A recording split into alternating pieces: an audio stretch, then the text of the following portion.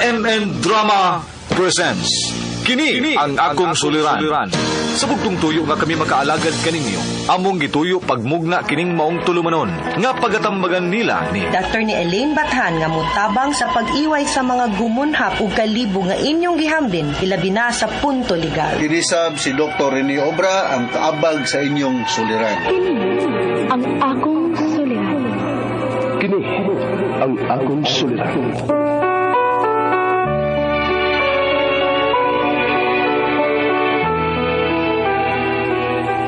Sa atong pagkaymugso ng kalibutan, gikalawaan at ang daan sa atong suliran. Ang suliran mo'y kabahin sa itong inadlang panginabuhian. Aba na doon ay suliran nga dili mo mapasan nga ikaw ra. Nagkinahanglan kag katabang aron sa pagsulbad ni ini. Nagkinahanglan kag kahayag na mo'y mulamdag sa imong unahuna. Ug tungod ni ini, natawag kini nga atong tulumanon nga nag-uluhan. Kini ang akong suliran. Kini ang akong suliran. Mga minugbong duwa nga matapos lang sa usang kahugna. Mga kinutlo gikan sa mga suwat sa mga minahal namong tigpaminaw. Busa kung naduna kamoy suliran nga naggumon karon sa inyong galamhan. Suwata ka na og ipadala ning atong tulumanon. Kini ang akong suliran. Aron kabuhatan ka na og duwa sa kahanginan og pagatambagan sa mga bulawan ng hunahuna. Kini ang akong suliran. Kini ang akong suliran.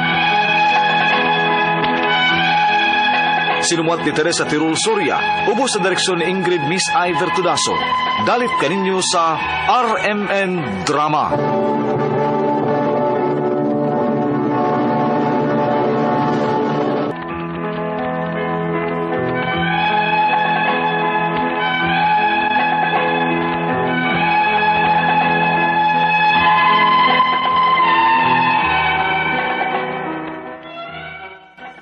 Maayong adlaw kanyong tanan nga nagpaminaw karon ning tulumanon, kini ang akong suliran. Ilabi na ninyo Dr. Rene Obra ug Atty. Elaine Bathan. Ingon man sa mga artista nga maghatag og kinabuhi ning akong suwat suliran. Ako si Coffee, 27 years old ug may ka-live-in. Nagpuyo sa Minglanilla, Cebu. Punto medikal kining akong suliran. Kabahin kini sa akong pagmabdos. Aron niyo hisabtan, sugdon ko sa dihang ni-decide mis akong partner nga magnegosyo. Ingon ini ang mga panghitabo.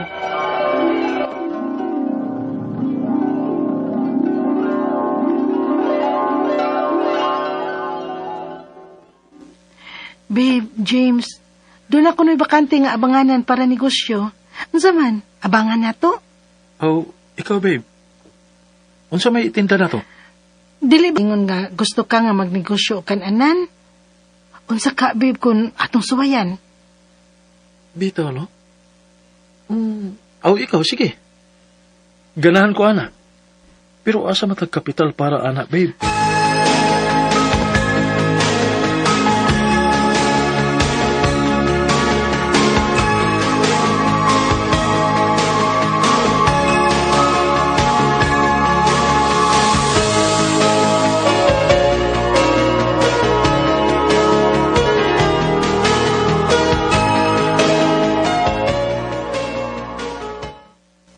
Bago ra may naghuman og istorya ni Mama nga tuwa sa Canada. Og ingon siya nga pwede kuno siya makapahuam nato og para puhunan pala sa tindahan pohon. Maayo noon, babe. Oh, ipuno na lang sad nang akong natigom alang sa akong pagtrabaho, babe. Okay, babe. Nanon niya, kanusa man ni nato sugdan.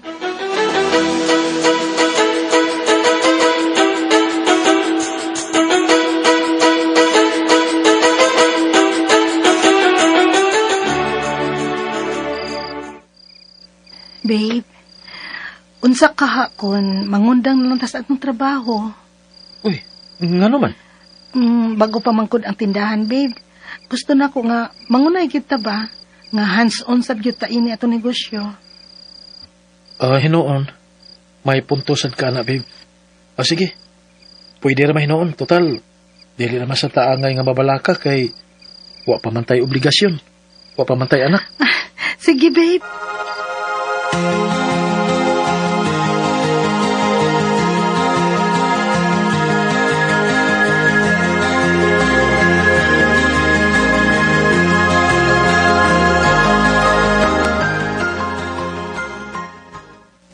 Unsa gaw, Coffee?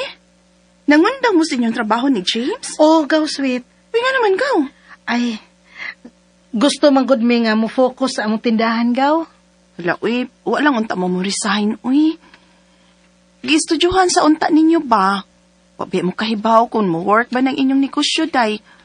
Unya na lang unta mo resign ni James kung sigurado nagyod ang inyong kahimtang ana inyong pagnegosyo ron. Gaw.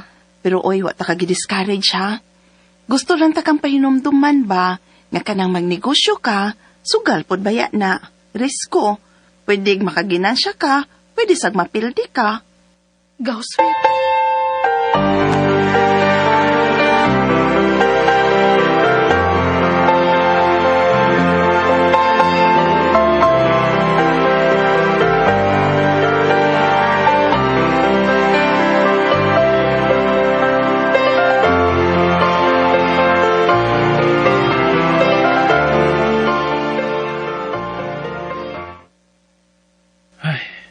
Murag lisod man kayo nga atong sales ini, babe.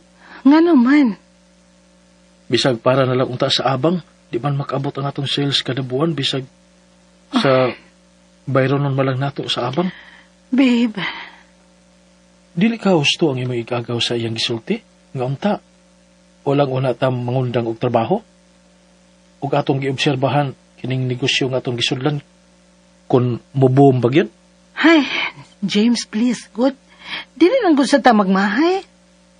Naitapo naman. Atong buhaton is mag-focus gyud tag maayo. Maglisod gani. Kamahay ko baya ini nga naminaw ko nimo. Oh. Napunta ko'y trabaho ron. Ah, so nigawas na ang tinuod. Mong gisapot ka, kay ako mo imong gimahayan ang tanan, mao ba? Kinsa man di ay? Ha? Doon na dilain nga ako mahayon. Nga imo man ang ideya, di ba? Gipaundang gikunin mo sa akong trabaho.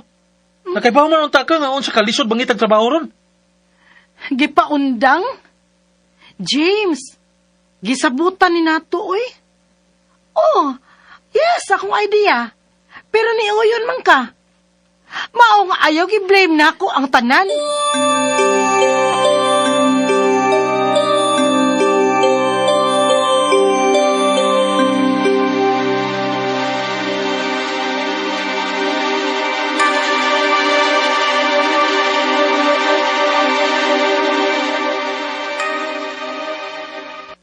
Na, nagdako na ninyong away sukad mo nagnegosyo. Ay, makalagot mang saguntawhan na gaw.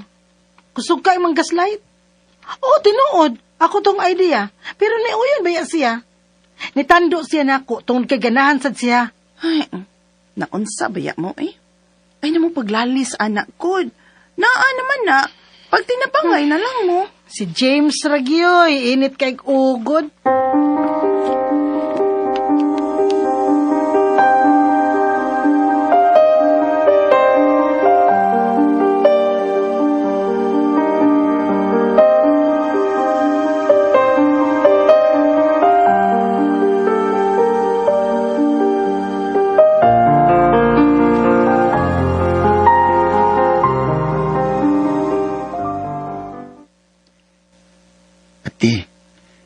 Nagkistorya ba mi ni mama? Unya? Anong murag nag-uol ba ng naong nimo? Te, pila na daw kabuwan nga wag yung makadawat si mama og sweldo sa Saudi. Mapauli nilang kuno siya din sa ato. Maob ka. Nag-uol ko, te. Makapadayon pa bagakos pag-eskwela ni college. Wala may trabaho sa mama. Unsa?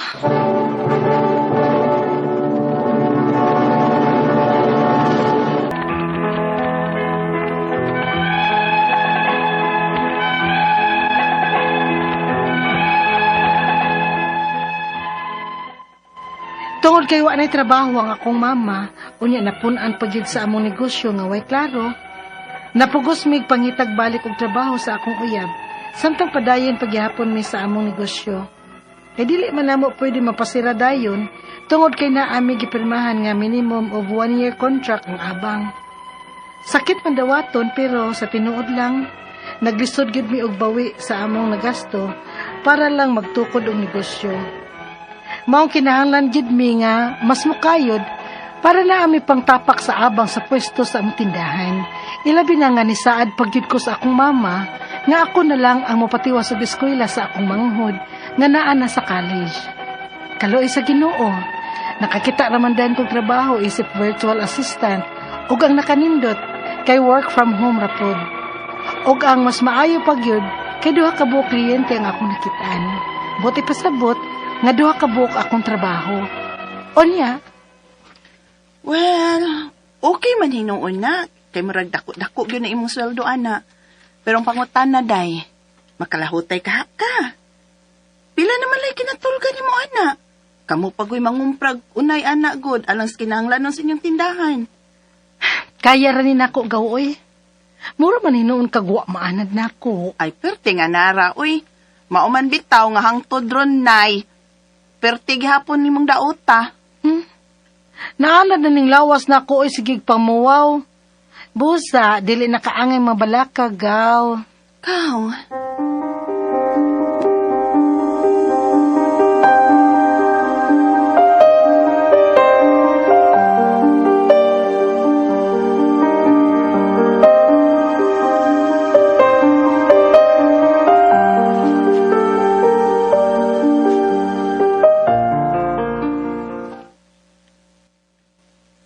Huwag yapon ko kitang trabaho, Biboy.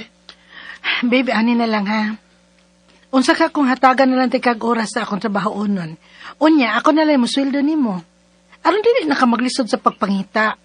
Total, duha man ni kabuk ang akong kliyente. Ang usa full-time, unya ang usa part-time. Hatagan ba ron tikag 5 lang ka oras, aron at least makaatiman paghihapon kas tindahan. Oh, sige, pwede na sad. Aron nga makasugod na din kong trabaho.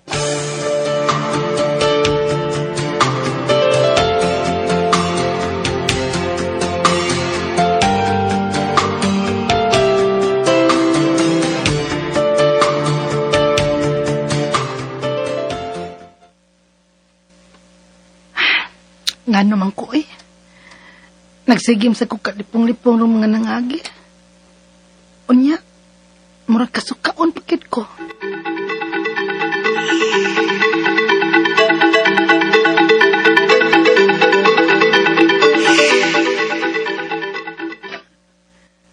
Gaw, tingalig na ningil ng akong lawas, ani, oy. Sa sobra na akong kahago.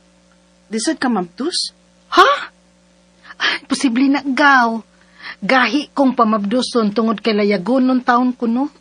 Usa pa, nagsubay mi ni James anang gitawag nga calendar method.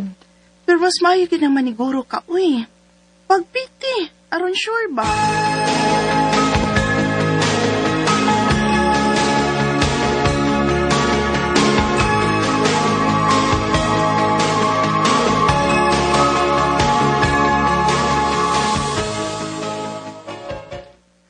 Positive?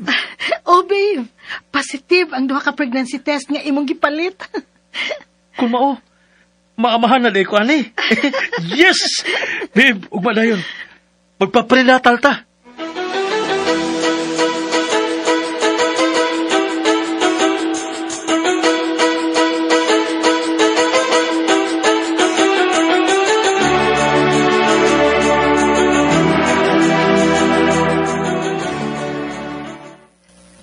Yes. Pregnant ka, Mrs. Pero, sad to say, kinahanglan na to i-remove si baby kay 9 weeks na siya pero wa siya heartbeat. Oh, unsa, Dok?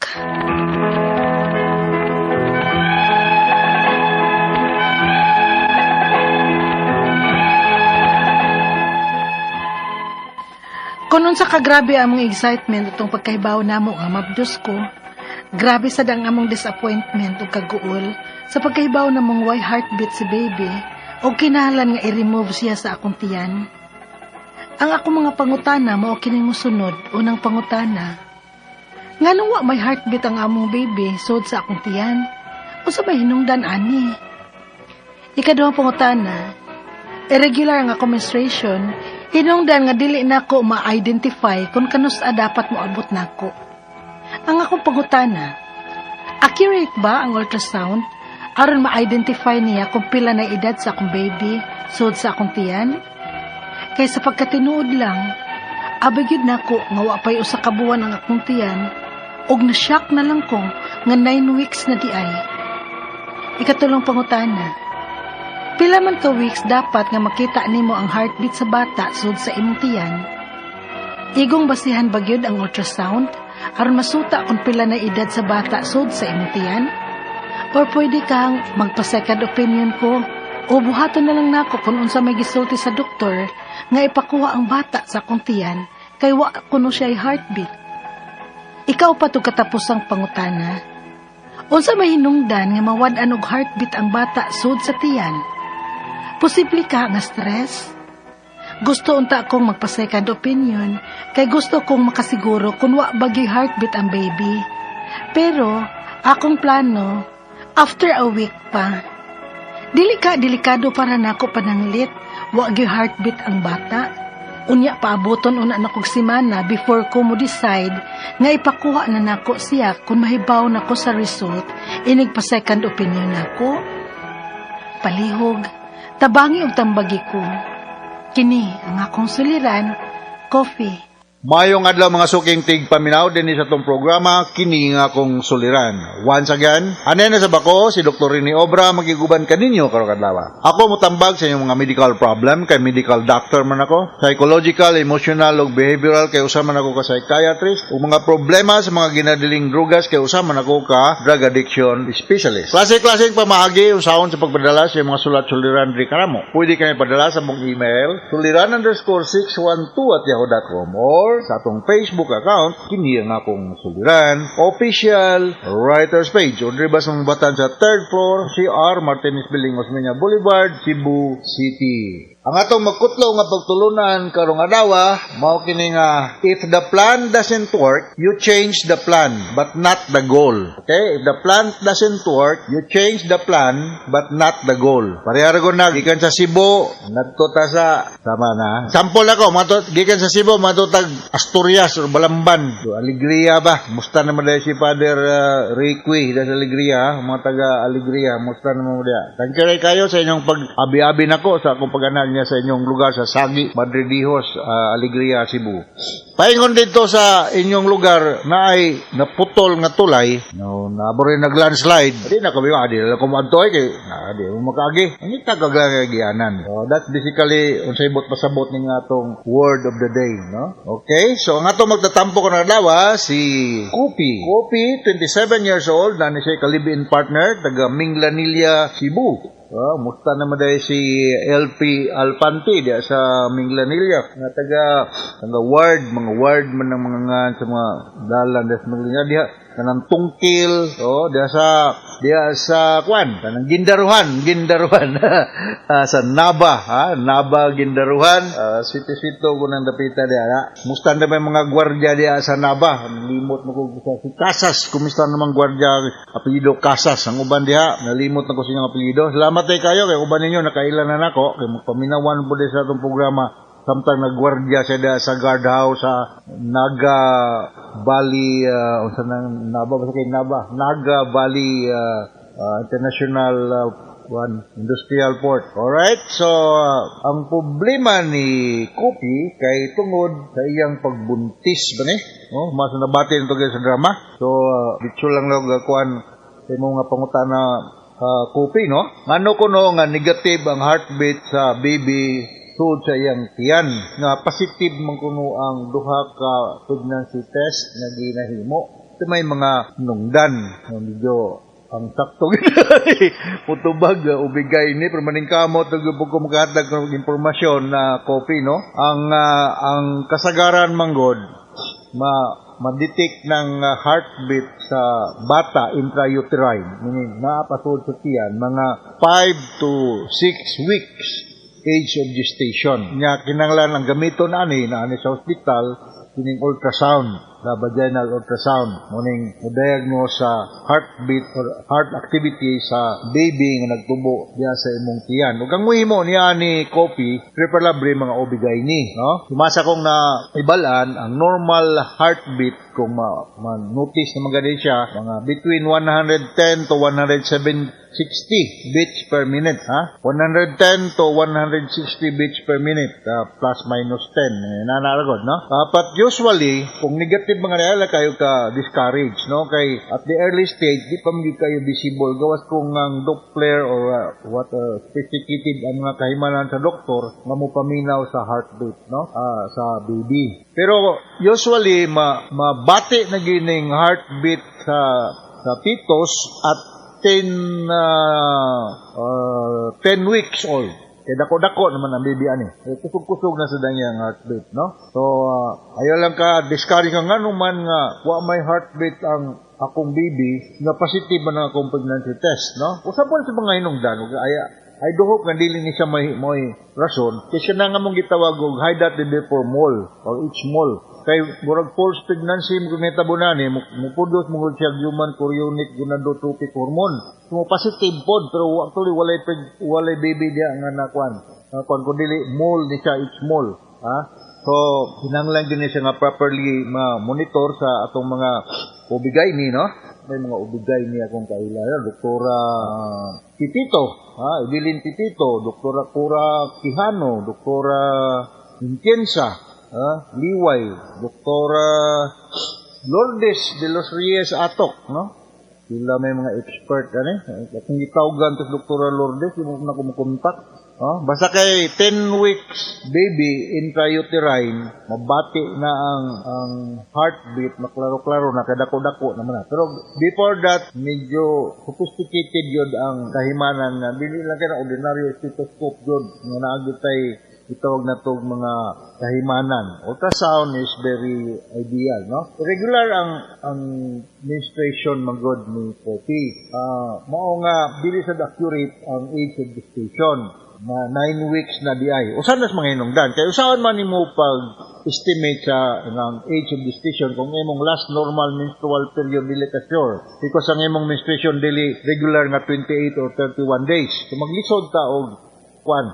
So usa sa mga hinungdan niya na is wrong ang ingon ta pag-estimate sa age sa baby, no? Especially ingon lagi na kanang wrong dates kay irregular lagi ang imong menstruation. Ang imong ovulation pattern is irregular, so maglisod po ang doktor pag-estimate kung pila nag-age sa imong baby. Kung pila na kuno ka weeks ang makuha na imong baby, ako malikon at 5 to 6 week, mabati na nimo ang heartbeat sa baby inside the abdomen, sa womb. Gunya, kung miingon lang imong attending doctor nga ipa-induce abortion, maybe na siya reason, medical reason. Posible ka, Kopi, no? Naraman ka sa mga mangayo ka o second opinion, no?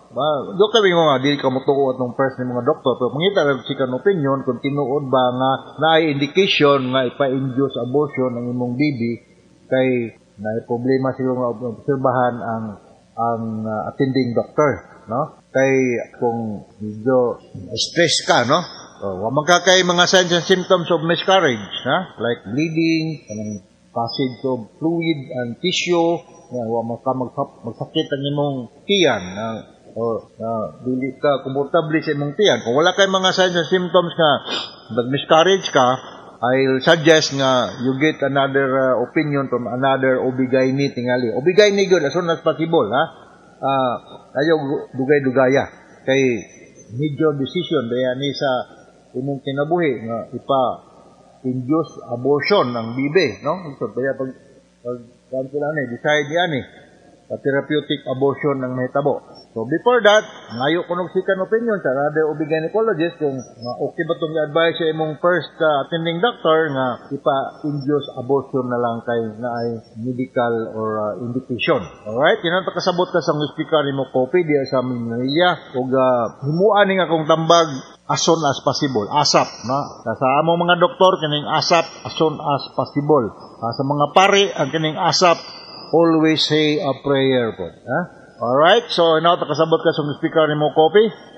Ug ngadto sa libuan millions nga minaw sa programa kini akong suliran. Once again ako si Dr. Rene Obra. Thank you very much for patronizing mga RMN program para sa kita greeting sa atong lugar. So from all of us here sa Radio Mindanao Network Production Center, Radio Mo Nationwide Tatak RMN. Daghang salamat o mayo.